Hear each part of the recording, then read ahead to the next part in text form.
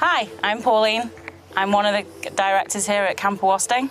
I'm Steve, I'm Pauline's husband, together with the co-directors of sunny Camp Awosting, where we hope that you'll be sending your son or sons for many, many entertaining, amazing summers. We make sure camp is a safe, fun environment for the kids. We make sure you're able to get in touch with us, whether it's through Facebook, whether it's through Twitter, or we do video links now, that we're putting on YouTube. Paulie's like the camp mum. I'm the camp director. I'm the first contact for parents, whether it's during the summer or in the winter office. So one of my big jobs of the day is to walk around pretty much every activity at camp and just check in, just be an overseeing eye, I suppose, make sure all the counsellors are doing their jobs to the best of their abilities, that there's no loose ends and tying up, literally, make sure everyone's having fun and just answer any questions that the campers may have. I mean, really, we moved our family over in 2007 to the United States from the UK, where we're originally from, Manchester in England. The boys came over with us. They were only 13 and 11 at the time. It was a big move for us, but we embraced it. The kids embraced it. A lot of that was to do with the way campers brought up, both Ben and Sam, our boys, that they had the independent streak. They had a little bit of, I watch a lot of soccer, or football as I'd call it. Both my boys play in college. They play soccer at college. Both boys didn't really go anywhere near the ball field when they were here as campers. They were 8-week campers, and they lived and breathed soccer for 9 months a year. And then they'd come to camp and be an 8-weeker, and it was about the waterfront and climbing and go-karts and mini bikes and water skiing and, and they'd kick a ball, but not very often. It was certainly not their first choice to be at the ball field when it gives them a break. And we have a unique perspective on looking at it. Our kids came at 2 and 3 and are now both on staff at 19 and 20. So I've got, for every parent that wants to look at camp, I can tell them how an 8-year-old will interact with other 8-year-olds, how the 15-year-olds will act, how the 6-year-olds will act. They've gone through all those ages and all those stages of development that the campers go through when the kids get dropped off. You've shared the worries, the little bit of insecurity, the nerves of the campers and the parents, because it's a big deal to go away to sleepaway camp for any number of nights, whether it's a week or 8 weeks. Yeah, I would say we try and reflect the values that we want as parents into our campers, really.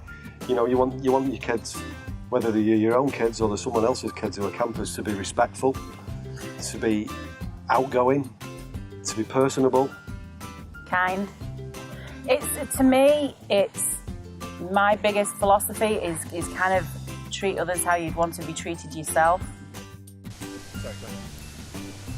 The campers are always welcome. We have an open door policy in the office. The door is literally open all the time, and the campers can come in during free time. If they have care packages and things like that, they're kept in the office, and the kids come in and grab a Twizzler and sit down and have a chat with us, and we'll always try and ask them what their favourite thing was today, And we're always out there. We're always out and about walking around camp.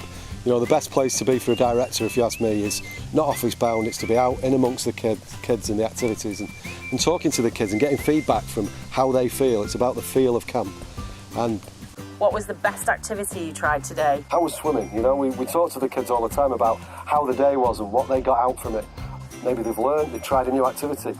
And the kids, when you ask them the question and you spend the time listening to their answer, it could be the first time for a while that kid's actually had someone listening to them in that sort of depth. No, that's too deep. No, it's not. That's good. No. It's listening. Listening is a skill. And people do say that they listen, but you're not really listening. We try and listen to every single kid. It's like talking to one of the boys this past summer about what his best thing was, thing that he achieved in the day today, and he climbed the tower and he went down the zip line, and he thought it was amazing because it was something he was so fearful of doing before he came to camp. He didn't think he'd be able to get up the tower, and he did, and he got a little bit of help along the way, and it made him feel comfortable, and he was just the smile on his face when he was telling me the story about what he achieved was just incredible, and that's what it's all about. I think as well, it's listening to kids when they're leaving and they've maybe struggled in the first 3 days, and I'm the one to kind of help them through their homesickness. And when they say to me when they're leaving, thank you for getting me through it, because I had an absolutely awesome time. And there was a kid this year that was 4 weeks and really struggled in the first 3 days and really wanted to go home. And after 4 weeks, he'd had this amazing time, which I knew he would. And the note that he wrote saying, thank you for sticking by me and getting me through it. Because I'm getting all tearful. I know I am, yeah. Because that was a moving moment, and that's what it's about. I'm just excited to meet these people, to meet the kids, and to see what attributes every kid has, because every kid's got amazing things to offer somebody, and to just find that in a camper, that's what we need to do, and that's what we do, and that's what makes the job amazing. What makes the camp amazing as well. A lot of the stuff that we talk about as directors and as parents is that we advertise camp and we advertise all the activities that we have and the facilities that we have, whether it's our food or our dining hall, our showers. But the biggest thing that kids take out of camp is independence, and you can't show that in a DVD, you can't show it in a brochure. It has to come from the kids when they walk out, when their parents pick them up after they've been here for 2 or 4 or 6 or 8 weeks.